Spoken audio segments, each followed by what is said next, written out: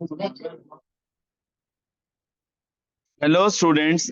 आज मैं आप लोगों के साथ चैप्टर चालू कर रहा हूँ। चैप्टर का नाम है फॉरेन एक्सचेंज। सब बच्चे नोट करेंगे मेरे साथ साथ। Foreign exchange chapter.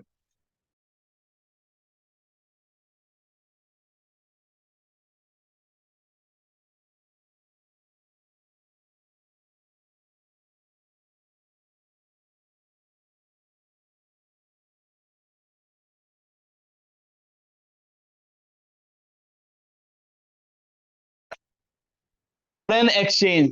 Foreign exchange word का मतलब क्या होता है वो सुनना जरा बच्चों ढंग से।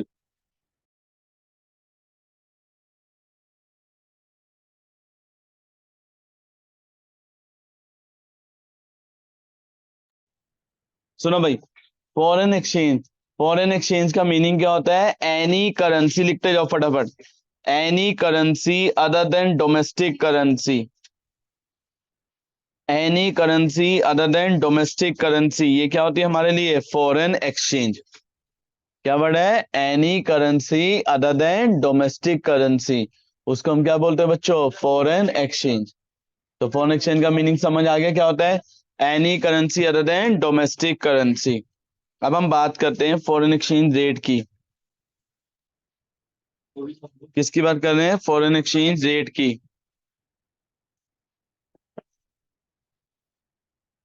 क्या वर्ड आता है? Foreign exchange rate. क्या वर्ड आता है बच्चों? Foreign exchange rate. Foreign exchange rate क्या होता है? मैंने कहा $1 ₹80 का है। $1 कितने का है? ₹80 का। मैं एक करेंसी को कन्वर्ट कर रहा हूँ किसमें? दूसरी करेंसी में। तो इस रेट को हम क्या बोलते हैं? Foreign exchange rate. क्या बोलते हैं इसे? लिखो जी, मीनिंग क्या होता है फॉरेन एक्सचेंज रेट? क्या होता है? It is a rate. It is a rate at which it is a rate at which one currency it is a rate at which one currency can be converted into another currency. It is the rate at which one currency can be converted into another currency. उसको हम क्या बोलते हैं बच्चों? Foreign exchange rate. क्या नाम देते हैं उसको? Foreign exchange rate. Next word क्या आता है? Foreign exchange market. Next word क्या आता है? Foreign exchange market. अब ये फॉरेन एक्सचेंज मार्केट क्या होती है? क्या वर्ड आता है? Foreign exchange market. देखो, it is a place where it is a place where foreign exchange It is a place where foreign exchange buying and selling take place. It is a place where foreign exchange buying and selling take place. ये कोई geographical location नहीं होती। कहीं भी हम foreign exchange खरीदते बेचते हैं वो क्या बन जाएगी? Foreign exchange market. International airport है, वहां पे हम फॉरेन एक्सचेंज खरीद बेच रहे हैं तो वो क्या बन गई? Foreign exchange market. कोई पर्टिकुलर लोकेशन नहीं है। सीपी में चले जाओ, फॉरेन एक्सचेंज खरीदते बेचते हैं। दो तरह की मार्केट होती है। एक होती है बच्चों स्पॉट मार्केट। एक क्या वर्ड आता है? Spot market. और एक क्या वर्ड आता है? Forward market. ये बोर्ड में नहीं आएगा, पता होना चाहिए वर्ड। स्पॉट का मतलब क्या होता है? एट प्रेजेंट जो रेट चल रहा है। स्पॉट मार्केट का मतलब क्या होता है? At present. डॉलर का रेट जो आज है क्या वो कल होगा? ठीक है। तो आज का जो रेट होगा एट प्रेजेंट टुडे, उस रेट को हम क्या बोलते हैं? Spot market. और फ्यूचर डेट पे हमने कहा फ्यूचर में डॉलर इतने का हो जाएगा तो उसे क्या बोलते हैं? Forward market. क्या बोलते हैं? फॉरवर्ड। फ्यूचर डेट पे हम मेंशन कर देते हैं कि डॉलर का रेट इतना होगा। ठीक है जी। तो दो वर्ड होते हैं, एक क्या होता है? स्पॉट मार्केट, और एक क्या होता है? Forward market. तो यहां तक समझ आ गया बच्चों? क्या क्या वर्ड हमने सीख लिए?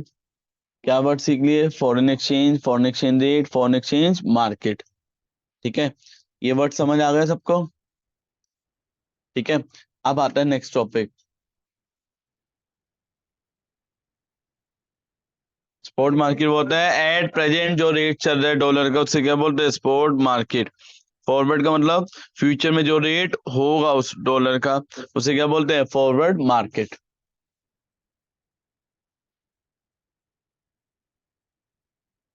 ठीक है। चलो अब बात करते हैं।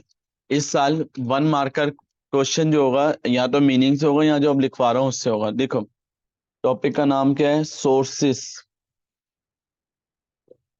एक ऐसे chart banana, sources, demand for foreign exchange के,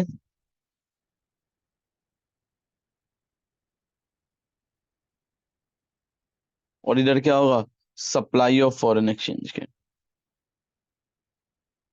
sources demand for foreign exchange, sources supply of foreign exchange. तो देखो जी, सबसे पहले हम फॉरेन एक्सचेंज की डिमांड के सोर्सेज की बात कर रहे हैं। किसकी बात कर रहे हैं, फॉरेन एक्सचेंज की डिमांड के सोर्सेज की। हमें बताओ डॉलर कब चाहिए होगा, हम डॉलर की डिमांड कब करेंगे, जब हमें इंपोर्ट करना हो, एक्सपोर्ट करना हो। इंपोर्ट करना हो। पहला रीजन लिखो, import of goods and services. क्या वर्ड आता है, import of goods and services. बताओ हम फॉरेन एक्सचेंज की डिमांड कब करते हैं, जब हमें क्या करना हो, इंपोर्ट करना हो। क्या करना हो, import of goods and services. Next, investment in foreign country. क्या बढ़ाता है, इन्वेस्टमेंट इन फॉरेन कंट्री। जब भी हम फॉरेन कंट्री में इन्वेस्ट करेंगे, रुपये में करेंगे, बाहर की करेंसी में, ठीक है जी। तो इन्वेस्ट करना हो फॉरेन कंट्री में, या बाहर से क्या करना हो, इंपोर्ट करना हो, किसका, goods and services. Next word क्या आता है, टूरिस्ट गोइंग अब्रोड। मुझे बाहर घूमना जाना हो, मुझे बाहर घूमने जाना हो, तो मैं रुपये लेके जाऊंगा, डॉलर, ठीक है। रेमिटेंसेस भेजनी हो, रेमिटेंसेस का मतलब क्या होता है, हेल्प भेजनी हो, ठीक है। रेमिटेंसेस टू अब्रोड, क्या वर्ड है, रेमिटेंसेस टू अब्रोड। रेमिटेंसेस का मतलब क्या होता है, हेल्प भेजनी हो, ठीक है। तुम्हारे रिलेटिव बाहर रहते हैं, रिलेटिव को पैसे भेजने हैं ट्रीटमेंट करवाने के लिए, किसी भी चीज के लिए, तो तब तुम्हें क्या चाहिए होगी, फॉरेन एक्सचेंज। अभी बाद में बैठ जाओ, बैठ। रेमिटेंसेस टू अब्रोड, रेमिटेंसेस का मतलब क्या होता है, जब हेल्प भेजनी है, हेल्प मिलती है, हेल्प भेजनी। रेमिटेंसेस टू अब्रोड मतलब तुमने बाहर मेडिकल ट्रीटमेंट करवानी है, स्टूडेंट पढ़ने के लिए जा रहा है, तो तब तुम्हें क्या चाहिए होगी, फॉरेन एक्सचेंज चाहिए होगी। क्या चाहिए होगी,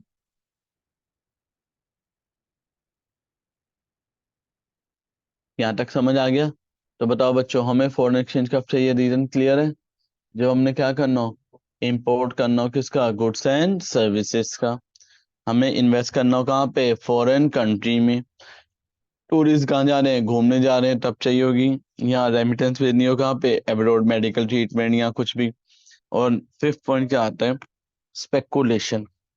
स्पेकुलेशन का मतलब क्या होता है, स्पेकुलेटर का काम क्या होता है, डॉलर का रेट कम हुआ, खरीद लिया, डॉलर का रेट बढ़ गया, बेच दिया। तो स्पेकुलेटर का काम क्या होता है, फॉरेन एक्सचेंज में ट्रेड करना और उससे गेन करना, कमाना। तो उसे हम क्या बोलते हैं, स्पेकुलेशन। क्या बोलते हैं उसे, स्पेकुलेशन। तो स्पेकुलेशन समझ आ गई। स्पेकुलेशन के बाद सिक्स पॉइंट क्या आता है, यहाँ तक कोई दिक्कत तो नहीं है, समझ आ रहा है। आपने लोन लिया हुआ है, लोन लिया हुआ है, अब लोन वापस देना है, तो रुपये में करोगे कि डॉलर में करोगे, डॉलर में करोगे, रुपये में करोगे, डॉलर में। तो रीपेमेंट ऑफ इंटरनेशनल लोन। क्या वर्ड आता है, रीपेमेंट ऑफ इंटरनेशनल लोन। अगर आपको इंटरनेशनल लोन वापस देना है, तो किस में करोगे, रुपीस में करोगे, डॉलर में करोगे, डॉलर। यहां तक समझ आ गया, पक्का। तो ये थे फॉरेन एक्सचेंज के डिमांड के रीजन, ठीक है जी। फॉरेन एक्सचेंज के डिमांड के रीजन क्या आते हैं, समझ आ गया ना सबको। स्पेकुलेशन का काम क्या होता है, स्पेकुलेटर का काम क्या होता है, रेट कम हुआ, डॉलर खरीद दिए, रेट बढ़ गए तो डॉलर बेच दिए। तो स्पेकुलेटर क्या करता है, खरीदता और बेचता है। जैसे तुम्हें लग रहा है कल डॉलर का रेट बढ़ जाएगा, तो तुमने आज खरीद लिए, कल बढ़ेगा, कल बेच दिए। तो स्पेकुलेटर खरीदता भी और बेचता भी है। रेमिटेंस का मतलब होता है हेल्प भेजना अपने रिलेटिव को, ठीक है जी। जैसे तुम बाहर पढ़ने चले गए, अब तुम्हारे घर वाले तुम्हें पैसे भेज रहे हैं, तो वो कौन सा हो गया, remittances to abroad. Supply of foreign exchange का उल्टा कर दो, इसका रिवर्स कर दो, फॉरेन एक्सचेंज की क्या हो जाएगी, सप्लाई, ठीक है। बताओ यहाँ इंपोर्ट है तो क्या होगा, एक्सपोर्ट। जब हम एक्सपोर्ट करेंगे तो बताओ पैसा आएगा कि जाएगा, आएगा। यहाँ इन्वेस्ट कर रहे थे फॉरेन कंट्री में, वहां पे क्या होगा, investment in domestic country. Investment in domestic, यहाँ बुक्स में वर्ड लिखा है होम कंट्री। क्या वर्ड लिखा है, होम कंट्री। तो जब बाहर वाले हमारी कंट्री में इन्वेस्ट कर रहे हैं तो क्या होगा, फॉरेन एक्सचेंज की क्या होगी, सप्लाई। यहाँ पे क्या था, टूरिस्ट गोइंग एब्रोड। यहाँ पे क्या है, टूरिस्ट गोइंग एब्रोड। यहाँ पे क्या वर्ड आएगा, यहाँ पे क्या आएगा, tourist coming to domestic country. क्या वर्ड आएगा, tourist coming to domestic country. वहाँ टूरिस्ट गोइंग अब्रोड है, यहाँ पे क्या आएगा, tourist coming to domestic country. यहाँ पे क्या वर्ड लिखा है, रेमिटेंसेस टू अब्रोड। वहां क्या आएगा, रेमिटेंसेस फ्रॉम अब्रोड। क्या वर्ड आएगा, remittances from abroad. Speculator, remittances from abroad का मतलब, तुम बाहर पढ़ने चले गए, अब बाहर पढ़ रहे हो, अपने फैमिली वालों को पैसे भेज रहे हो, तो जो पैसे भेजो अपनी फैमिली वालों को, उसे क्या बोलेंगे, remittances from abroad. Speculation, speculator foreign exchange की डिमांड भी करता है और स्पेकुलेटर फॉरेन एक्सचेंज की सप्लाई भी। तो यहाँ पे स्पेकुलेशन आए। यहाँ पे क्या आता है word, repayment of international loan. यहाँ पे क्या वर्ड आएगा, रेजिंग ऑफ इंटरनेशनल लोन। क्या वर्ड आएगा, रेजिंग ऑफ इंटरनेशनल लोन। समझ आ गया। अगर हम जापान से लोन ले रहे हैं तो हमारे पास पैसा रुपये में आएगा, येन में आएगा, येन में, जापान की करेंसी में आएगा। यहाँ तक क्लियर हो गया, फॉरेन एक्सचेंज डिमांड सप्लाई समझ आ गई, ठीक है जी। Raising of international loan. अब देख, अब जरा ढंग से समझना बच्चों, ये पूरा टेबल में सारा कंसेप्ट आ जाएगा, इस पूरी टेबल में पूरा कंसेप्ट आ जाएगा, पूरा फॉरेन एक्सचेंज का। यहाँ तक ओके है सबको। अच्छा जी, देखो जी,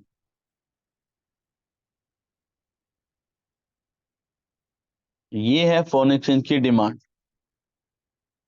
क्या ये फॉरेन एक्सचेंज की डिमांड, और ये क्या है, फॉरेन एक्सचेंज की सप्लाई।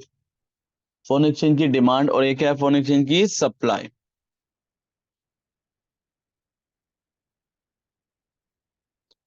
ये फॉरेन एक्सचेंज की डिमांड, ये क्या है, सप्लाई। जहां पे भी फॉरेन एक्सचेंज की डिमांड सप्लाई इक्वल होती है, क्या बोलते हैं उसे, इक्विलिब्रियम पॉइंट। क्या बोलते हैं उसे, इक्विलिब्रियम पॉइंट। इसे क्या बोलते हैं, रेट, और इसे क्या बोलते हैं, क्वांटिटी। इसे क्या बोलते हैं, रेट, और इसे क्या बोलते हैं, क्वांटिटी। ठीक है जी।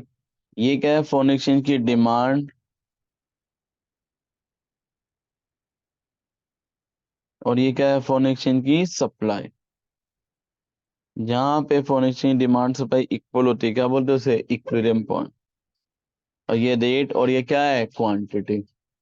ये क्या है, रेट, और ये क्या है, क्वांटिटी। अब सुनते जाना, इस कंसेप्ट को हम क्या नाम देते हैं, फ्लेक्सिबल एक्सचेंज रेट। क्या बोलते हैं, फ्लेक्सिबल और फ्लोटिंग एक्सचेंज रेट। फ्लेक्सिबल और फ्लोटिंग एक्सचेंज रेट क्या होता है, flexible floating exchange rate is the rate, is the exchange rate which is decided by, flexible or floating exchange rate is the exchange rate which is decided by forces of demand and supply of foreign exchange, which is decided by the forces of demand and supply of foreign exchange। तो बच्चों समझ आ गया क्या word आता है, flexible और floating exchange rate. क्या होता है, फ्लेक्सिबल और floating exchange rate is the exchange rate which is decided by the forces of demand and supply of foreign exchange। समझ आ गया, हाँ जी, कोई दिक्कत तो नहीं है। हाँ जी, यहाँ तक ओके। तो वर्ड क्या होता है बताओ जल्दी से, फ्लेक्सिबल और floating exchange rate is the exchange rate which is decided by the, which is decided by the forces of demand and supply of foreign exchange, which is decided by the forces of demand and supply of foreign exchange। हाँ जी, यहाँ तक okay, पक्का, यहाँ तक clear है। तो ये क्या था, फ्लेक्सिबल एक्सचेंज रेट, ठीक है जी। अब इधर देखो बच्चों, ये फॉरेन एक्सचेंज की डिमांड क्या हो गई, बढ़ गई। फॉरेन एक्सचेंज की डिमांड क्या हो गई, बढ़ गई। जब फॉरेन एक्सचेंज की डिमांड बढ़ेगी तो बताओ डॉलर का रेट बढ़ेगा कम होगा, फॉरेन एक्सचेंज का डिमांड क्या हो गई, बढ़ गई। जब डिमांड बढ़ गई तो डॉलर का रेट बढ़ेगा कम होगा। $1 50 का था, कितने का था? अब $1 कितने का हो गया, 60 का। या $1 80 का था, 90 का हो गया। $1 80 का था, कितने का हो गया, 90 रुपए का हो गया। किसकी वजह से हो गया बताओ? फॉरेन एक्सचेंज की डिमांड और सप्लाई की, यानी फ्लेक्सिबल मार्केट में हो गया। मेरी करेंसी स्ट्रोंग हो रही है, वीक हो रही है? वीक हो रही है। कौन सी मार्केट में वीक हो रही है, फ्लेक्सिबल में। तो इसे क्या बोलते हैं, डेप्रिसिएशन ऑफ डोमेस्टिक करेंसी। क्या नाम लेते हैं इसका, डेप्रिसिएशन ऑफ डोमेस्टिक करेंसी। समझ आ गया क्या वर्ड देते हैं, डेप्रिसिएशन ऑफ डोमेस्टिक करेंसी। क्या वर्ड है, डेप्रिसिएशन ऑफ डोमेस्टिक करेंसी। पक्का जी? तो डेप्रिसिएशन ऑफ डोमेस्टिक करेंसी समझ आ गया। जब मेरी करेंसी स्ट्रोंग हो रही है, वीक हो रही है, वीक। कौन सी मार्केट में वीक हो रही है, फ्लेक्सिबल में। तो उसे हम क्या बोलते हैं, डेप्रिसिएशन ऑफ डोमेस्टिक करेंसी। अब इधर देखो, फॉरेन एक्सचेंज की सप्लाई क्या हो गई, बढ़ गई। फॉरेन एक्सचेंज की सप्लाई क्या हो गई, बढ़ गई। डॉलर 80 रुपए से कितने का हो गया, 70 का। डॉलर 80 रुपए से कितने का हो गया, 70 का। बताओ, मेरी करेंसी स्ट्रोंग हो रही है, वीक हो रही है? कौन सी मार्केट में स्ट्रोंग हो रही है, फ्लेक्सिबल में। क्या बोलते हैं इसे, एप्रिसिएशन ऑफ डोमेस्टिक करेंसी। क्या बोलते हैं, एप्रिसिएशन ऑफ डोमेस्टिक करेंसी। ठीक है, अब इसका इंग्लिश में मीनिंग भी लिखवा रहा हूं, मीनिंग भी लिख लेना। वैसे समझ आ गया, अब लिखना कैसे होता है इंग्लिश में वो भी सुन लो ना। देखो बच्चों, depreciation of domestic currency, depreciation of domestic currency means, depreciation of domestic currency means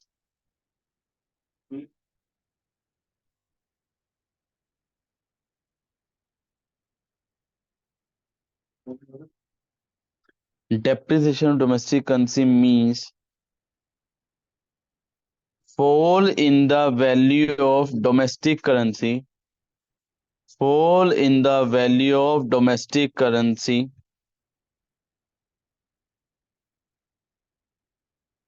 fall in the value of domestic currency against foreign currency, against foreign currency due to, due to rise in the, due to rise in the price of foreign exchange. किस वजह से हो रहा है, foreign exchange का rate बढ़ने की वजह से। किस वजह से हो रहा है, फॉरेन एक्सचेंज का रेट बढ़ने की वजह से। Due to rise in price of foreign exchange under, under flexible exchange rate, under flexible exchange rate.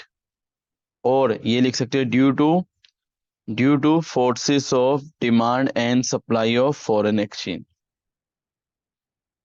Due to forces of demand and supply of foreign exchange. यहां तक समझ आ गया? देखो लिखना आ गया, किस तरह से आंसर प्रेजेंट करना है, क्लियर है? क्या होता है डेप्रिसिएशन का मतलब, fall in the value of domestic currency against foreign currency due to rise in price of. यही होता है, हमारी करेंसी फॉल कर रही है फॉरेन एक्सचेंज के मुकाबले, किसकी वजह से, डॉलर का रेट क्या होने की वजह से, बढ़ने की वजह से। कौन सी मार्केट में, फ्लेक्सिबल एक्सचेंज रेट में। और ये किस वजह से होता है, due to demand and supply of foreign exchange.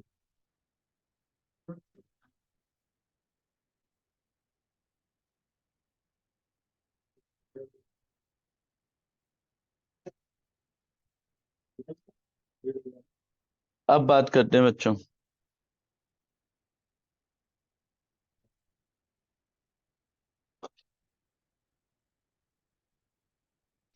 अब मैं बात कर रहा हूँ नेक्स्ट कंसेप्ट की। तो बच्चों नेक्स्ट कंसेप्ट क्या होता है, एप्रिसिएशन।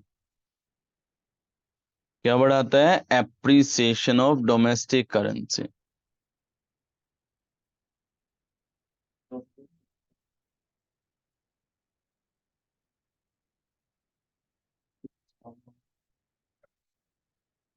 हाँ बच्चों, नेक्स्ट वर्ड क्या आता है? Appreciation of domestic currency. इसका मीनिंग क्या होता है लिखो भी, रिवर्स होता है, आप खुद बनाना सीखोगे। Appreciation of domestic currency, appreciation of domestic currency means rise in the value of domestic currency, rise in the value of domestic currency against foreign currency, against foreign currency due to fall in the price of foreign exchange, due to the fall in the price of foreign exchange। Price क्या हो रहा है? Fall कर रहा है। और ये example में भी लिख देना, under flexible exchange rate system, under flexible exchange rate system. और क्या लिख सकते हो? Due to forces of demand and supply of foreign exchange.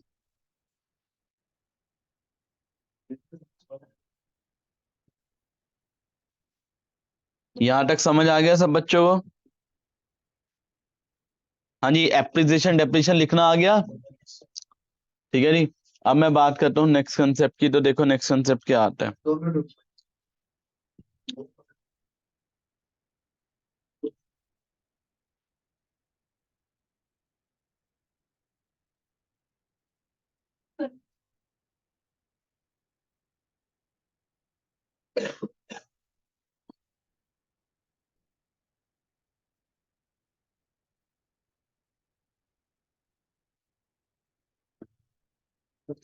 हाँ, यहां तक ओके है सब बच्चों को?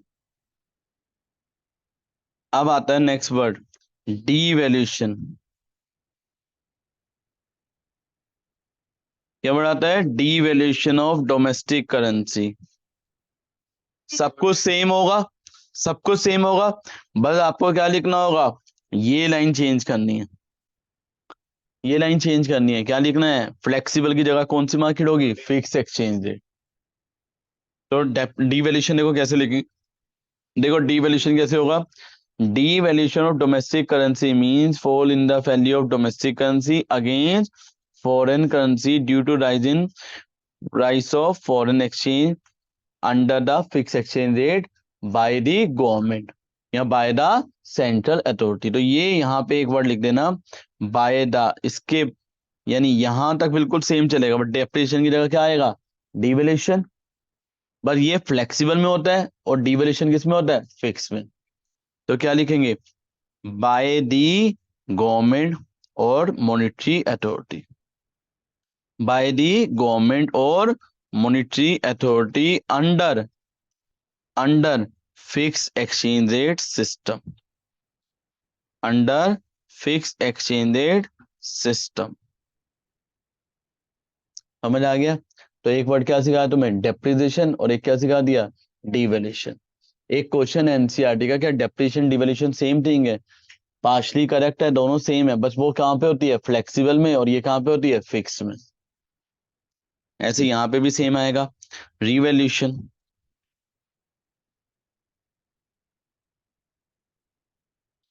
क्या वर्ड आता है? Revaluation of domestic currency. बताओ, डिवैल्यूएशन और रिवैल्यूएशन कौन सी मार्केट में होता है? फिक्स में, फ्लेक्सिबल में? फिक्स में। तो मीनिंग क्या होगा रिवैल्यूएशन का? मतलब जब गवर्नमेंट $1 80 से कितने का कर दे? 70 का। और अगर $1 80 से गवर्नमेंट 90 का कर दे तो क्या होगा? डिवैल्यूएशन। बच्चा बोलता सर ऐसा गवर्नमेंट क्यों करेगी, अपनी करेंसी को वीक क्यों करेगी? तो अभी रीजन समझेंगे। ठीक है जी। तो रिवैल्यूएशन का मीनिंग देखो क्या होता है। Revaluation of domestic currency means rise in the value of domestic currency against foreign currency due to fall in the price of foreign exchange by the government or monetary authority under fixed exchange rate system। समझ आ गया? पक्का जी? समझ आ गया? तो devaluation revaluation समझ आ गया, डेप्रिसिएशन एप्रिसिएशन समझ आ गया आप लोगों को? वो तो बिल्कुल सेम है, बस बस यहां से क्या आ जाएगा, वही सेम। ये फ्लेक्सिबल मतलब वो क्या आएगा, under fix exchange rate system. ठीक है जी। और ये किसकी वजह से हो रहा है, ड्यू टू गवर्नमेंट और मॉनेटरी अथॉरिटी। हटा दूं? अब देखो बच्चों,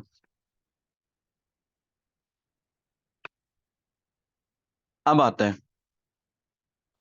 हाँ बच्चों, नेक्स्ट कंसेप्ट आता है इफेक्ट ऑन एक्सपोर्ट।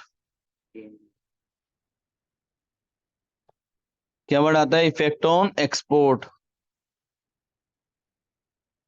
देखो भाई, इफेक्ट ऑन एक्सपोर्ट लिखना कैसे होता है वो भी सिखाऊंगा। ठीक है जी।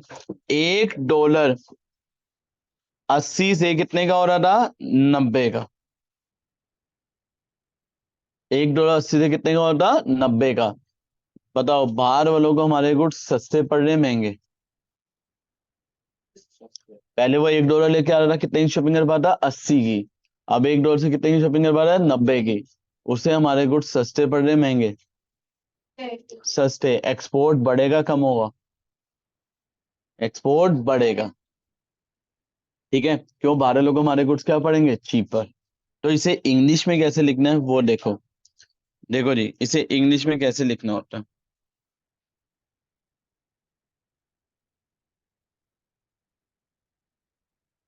देखो जी, जब भी एक्सपोर्ट की बात होगी तो किसकी बात होगी, हमारे गुड्स की, इंटरनेशनल मार्केट में।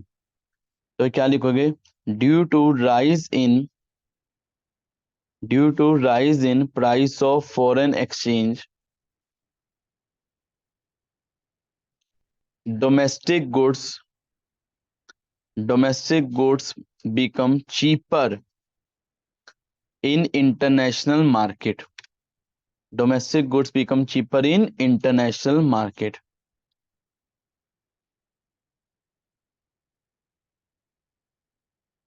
ठीक है, इंटरनेशनल मार्केट में डोमेस्टिक गुड्स क्या हो जाएंगे, cheaper.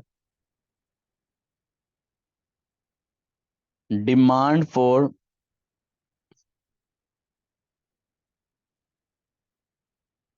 Demand for domestic goods in international market also rises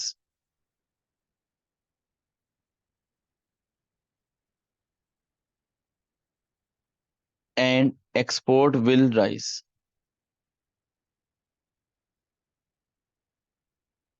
export क्या होगा, बढ़ेगा। एक्सपोर्ट बढ़ेगा, supply of foreign exchange also rises, supply of foreign exchange also rises। तो आपने एक चीज क्या देखी, डॉलर का रेट क्या हो रहा है, बढ़ रहा है। डॉलर का रेट क्या हो रहा है, बढ़ रहा है। फॉरेन एक्सचेंज का रेट क्या हो रहा है, बढ़ रहा है। उसकी वजह से डोमेस्टिक गुड्स क्या हो रहे हैं, चीपर हो रहे हैं। डोमेस्टिक गुड चीपर होने की वजह से एक्सपोर्ट क्या हो रहा है, बढ़ रहा है। एक्सपोर्ट बढ़ने की वजह से फॉरेन एक्सचेंज की सप्लाई क्या हो रही है, बढ़ रही है। तो आपका अगर क्वेश्चन आ जाए कि फॉरेन एक्सचेंज के रेट में और सप्लाई में कैसा रिलेशन होता है, तो कैसा होता है, डायरेक्ट रिलेशन। कैसा रिलेशन होता है, डायरेक्ट।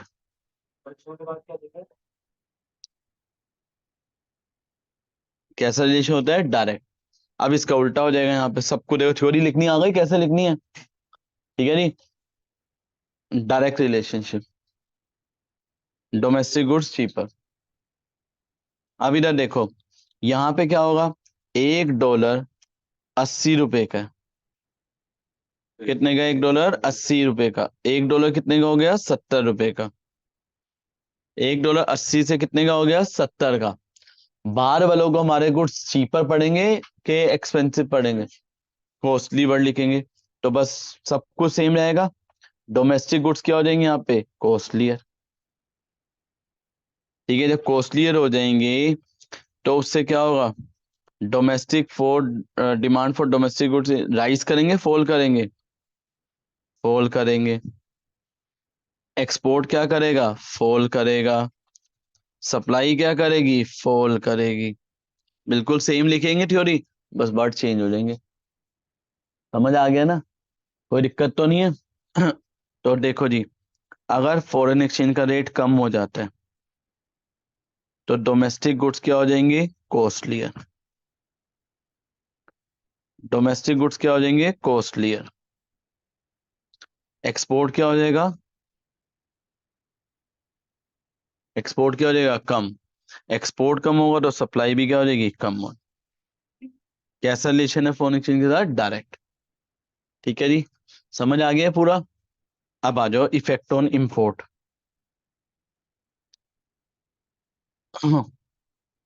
$1 80 का था, $1 कितने का हो गया? 90 का। $1 80 का था, $1 कितने का हो गया? 90 का। अब बताओ, इससे इंटरनेशनल गुड्स महंगे होंगे सस्ते होंगे? महंगे हो जाएंगे। $1 80 का था, कितने का हो गया? 90 का। $1000 की चीज पहले 80,000 की थी, अब कितने की हो गई? 90,000 की हो गई। 90,000 की हो गई। तो बताओ इंपोर्ट बढ़ेगा कम होगा? ठीक है जी, याद करने दे कुछ। सुनो, अब देखो यहाँ पे डोमेस्टिक गुड्स की बात हो रही है। यहाँ पे किसकी बात हो रही है? Domestic goods. जब भी एक्सपोर्ट की बात होगी तो किसकी बात होगी? डोमेस्टिक। और जब भी इंपोर्ट की बात होगी किसकी होगी? इंटरनेशनल गुड्स की। तो लिखो, कैसे लिखेंगे आंसर? लिखो, due to rise in price of foreign exchange, due to rise in price of foreign exchange, international goods, international goods become, international goods become expensive in international market, international international goods become expensive in domestic market, domestic market आ जाएगा। हमारी market में बाहर के goods सस्ते हो जाएंगे महंगे हो जाएंगे? महंगे। ठीक है जी, महंगे हो जाएंगे। जब महंगे हो जाएंगे तो डिमांड क्या होगी इंटरनेशनल गुड्स की? बढ़ेगी कम हो जाएगी? कम हो।